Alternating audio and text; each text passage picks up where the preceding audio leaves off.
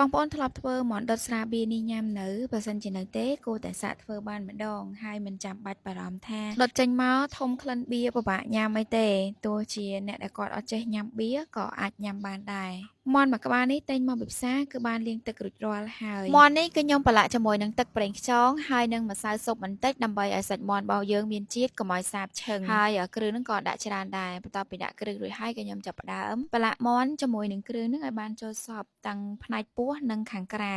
ហើយចំណែកគ្រឿងក្នុងវិញក៏ខ្ញុំប្រឡាក់ទៅដូចគ្នាប្រឡាក់បានសព្វហើយផ្អាប់មាន់ទុកចោលពី15ទៅ20នាទីអីទៅដើម្បីឲ្យវាបានចូលជាតិបន្ទាប់មកគឺខ្ញុំដាក់ប្រេងឆាចូលទៅក្នុងឆ្នាំងឬក៏ខ្ទះមួយធំទៅដើម្បីយើងងាយស្រួលបំពងមាន់ការធ្វើបែបនេះគឺជួយឲ្យមាន់របស់យើងដុតចេញមកឆាប់ឆ្អិនហើយមាន់ហ្នឹងគឺពណ៌រលើបរលោងក្រហមភ្លឺស្អាតហ្មងហើយមិនបាច់ភ័យថា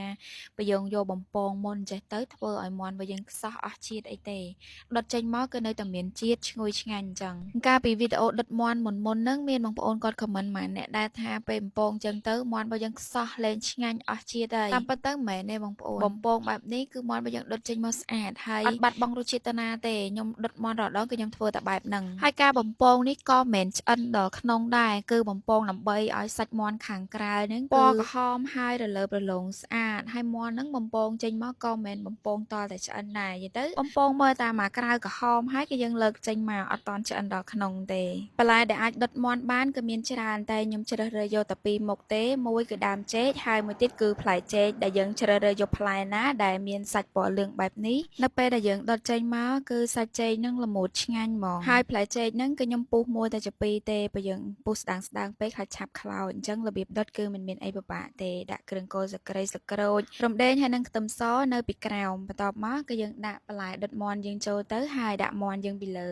ដើមចេកខ្ញុំប្រើតែមួយកង់ទេចំណែកឯផ្លែចេកវិញគឺខ្ញុំដាក់រៀងច្រើនដោយសារតែខ្ញុំចូលចិត្តព្រោះនៅពេលយើងដុតទៅញ៉ាំចេកហ្នឹងគឺឆ្ងាញ់ហ្មងសាច់គេល្មួតជាពិសេសទិញបានចេកសាច់លឿងអញ្ចឹងទៀតណាអូយកាន់តែឆ្ងាញ់យីមែនបន្ទាប់ពីរៀបចំរួចអស់ហើយគឺខ្ញុំបន្ថែមគ្រឿងមានប៊ីចេងហើយនឹងស្ករសបន្តិចហើយលើកឆ្នាំងដុតមាន់ហ្នឹងដាក់នៅលើភ្លើងបន្ទាប់មកខ្ញុំក៏ស្រាបៀរយើងដាក់ចូលទៅប្រហែលជាចិត្តមួយកំប៉ុងហើយយើងបិទគម្របគ្របទៅអាសាបើកមើលផងខ្លាចលោរីងទឹកហើយឆ្លៀតពេលដែលមាន់មិនតាន់ឆ្អិនគឺខ្ញុំបញ្ចប់ផ្ដើមធ្វើទឹកប្រហុកសម្រាប់ញ៉ាំជាមួយនឹងមាន់ដុតបងប្អូនចង់ញ៉ាំជាមួយនឹងទឹកត្រីកោះកុងក៏បានបុកម្អមឬក៏ទឹកត្រីផ្សេងតាមយើងចូលចិត្តរបៀបធ្វើទឹកប្រហុករបស់ខ្ញុំនេះគឺសាមញ្ញទេដំបូងដាក់ខ្ទឹមសម្ទេសជីស្លឹកវែងចូលក្នុងចានចាក់ទឹកប្រហុកចូលហើយដាក់ប៊ីចេងចូលបន្តិចបន្ទាប់មកដាក់ជាមួយនឹងទឹកដោះគោខាប់ខ្ញុំអត់ប្រើស្ករសទេប្រើទឹកដោះគោខាប់ចំនួនស្ករវិញជួយឲ្យទឹកប្រហុករបស់យើងកាន់តែខ្ទិះឆ្ងាញ់បន្ទាប់ពីដាក់គ្រឿងសព្វមុខហើយ កូរចូលគ្នាហើយច្របាច់ក្រូចឆ្មាសម្រាប់រសជាតិជូរប្រៃផ្អែមប៉ុណ្ណាយើងដាក់ទៅតាមចំណូលចិត្តតែប៉ុណ្ណឹងគឺរួចរាល់ហើយទឹកប្រហុកធ្វើរួចហើយទុកមួយឡែកកលេចមកមើលមាន់ដុតរបស់ខ្ញុំវិញគឺបានឆ្អិនហើយរីងទឹកមកល្មមហើយបន្លែនៅក្នុងហ្នឹងគឺបានឆ្អិនល្អ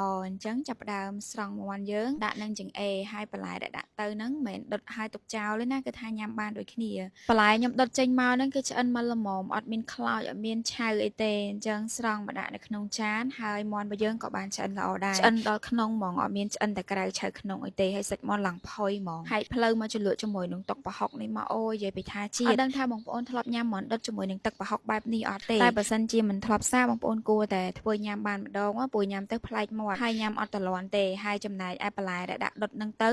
ក៏ញ៉ាំជាមួយនឹងទឹកប្រហុកហ្នឹងត្រូវដូចគ្នាវីដេអូមាន់ដុតរបស់ខ្ញុំក៏មានតែប៉ុណ្្នឹងទេអរគុណដែលបានចូលមើលបើមានសំណួរឬចម្ងល់អីអាចខមមិននៅខាងក្រោមកុំភ្លេចសាកធ្វើញ៉ាំទាំងអស់គ្នាបាយបាយ